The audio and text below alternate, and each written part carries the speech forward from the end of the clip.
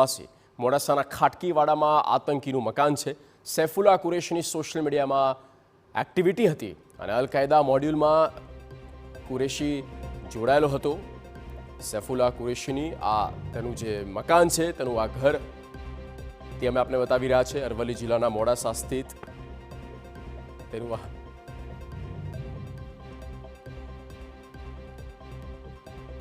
સૈફુલ્લા કુરેશી જે મુખ્ય આરોપી જેને દેશ વિરોધી પ્રવૃત્તિ કરી, દેશ વિરોધી કૃત્ય કર્યું છે અને દેશની જમીનને રક્ત રંજિત કરવાના જે તેના કાવતરા હતા, જે તેના ષડયંત્ર હતા, એટીએસે તેની ખુલાસો કરી નાખ્યો છે।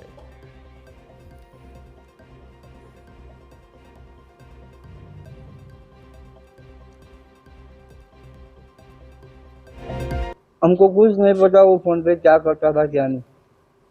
वो सुबह 9 बजे जाता था जॉब पे और वहाँ से शाम को 8 बजे आ जाता था और फिर फ़ोन लेके खा के फ़ोन लेके बैठता था। बस दूसरा कुछ पता नहीं हमको कि वो फ़ोन पे क्या करता था क्या नहीं, किससे बात करता था, किसके साथ उसका संपर्क था, उसे कोई मिलने नहीं आता था।